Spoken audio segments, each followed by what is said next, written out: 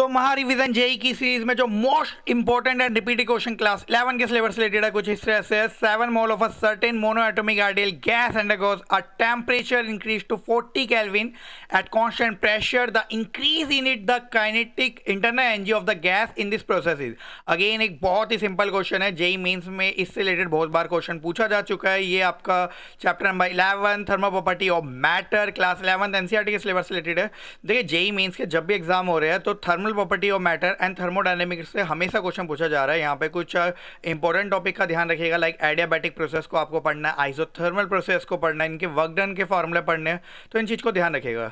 चलिए क्वेश्चन की तरफ बढ़ते हैं। क्वेश्चन कुछ इस तरह से है कि 7 mole of certain mono atomic gas, आपको नंबर ऑफ मोल्स की वैल्यू आपको 7 गिवन है। टेम्परेचर इंक्रीज, देखिए टेम्परेचर इंक्रीज का मतलब यहाँ पे डेल्टा टी से होता है। डेल्टा टी की वैल्यू आपको 40 केल्विन दे रखी है। एक चीज़ और ध्यान रखिएगा, चाहे मैं चेंज इन टेम्परेचर यानी कि चेंज इन टेम्परेचर की ऐसा यूनिट चाहे आप केल्विन लिखिए चाहे डिग्री सेल्सियस लिखिए, इससे कोई फर्क नहीं पड़ता। आप चाहे तो यहाँ पे 40 डिग्री सेल्सियस भी लिख सकते थे। ये मैं आपको इसलिए बता रहा हूँ कि जब आप वर्क डन के क्वेश्चन करेंगे एडियाबैटिक से रिलेटेड तब आपके ये काम आने वाला है। तो याद रखिएगा केल्विन और सेल्सियस में चेंज इन टेम्परेचर की वैल्यू सेम ही रहती है, ठीक है।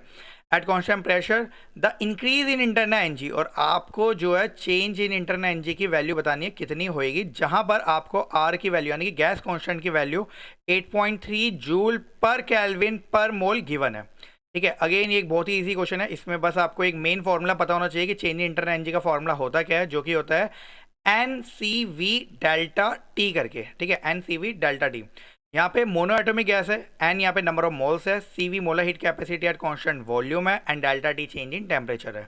यहाँ पे आपको मोनो एटॉमिक गैस गिवन है, ठीक है। मोनो एटॉमिक गैस, तो मोनो एटॉमिक गैस के लिए आपको पता होना चाहिए कि जो सीवी होता है वो होता है आपका 3/2 R करके, ओके। और जो सी पी होता है molar capacity at constant pressure वो आता है आपका 5/2 R करके, ठीक है। ये 3/2 R हो गया, ये 5/2 R, R यहाँ पे गैस कांस्टेंट है।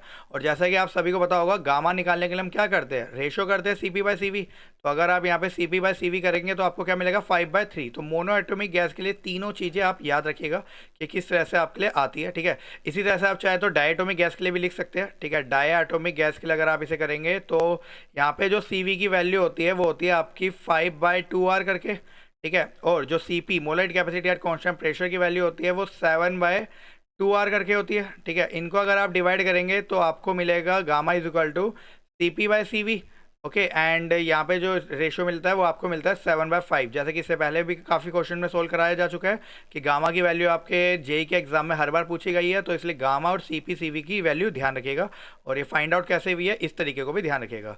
चलिए क्वेश्चन की तरफ बढ़ते हैं। क्वेश्चन में आप वैल्यू पुट कर लीजिए and number of moles question में गिवन है 7 CV molar capacity at constant volume है मोनो एटॉमिक गैस के लिए, तो यहाँ पे मोनो एटॉमिक गैस की वैल्यू पुट करिए 3/2 R, R यहाँ पे गैस कांस्टेंट है 8.3, डेल्टा टी यहाँ पे चेंज इन टेम्परेचर जिसकी वैल्यू 40 दे रखी है। इसको अगर आप सोल्व करेंगे तो मिलेगा 7 × 3/2 मल्टीप्लाई 8.3, पॉइंट हटाएंगे तो नीचे 10 आएगा, मल्टीप्लाई 40, 0 से 0 कैंसिल, 2 2 जा 4, 7 3 जा 21 एंड 21 2 जा 42। तो 42 इंटू में 83 और इसको मल्टीप्लाई करेंगे तो आपको मिलेगा 3486 जूल। तो इस क्वेश्चन का जो राइट आंसर है वो ऑप्शन नंबर बी 3486 जूल हो जाएगा।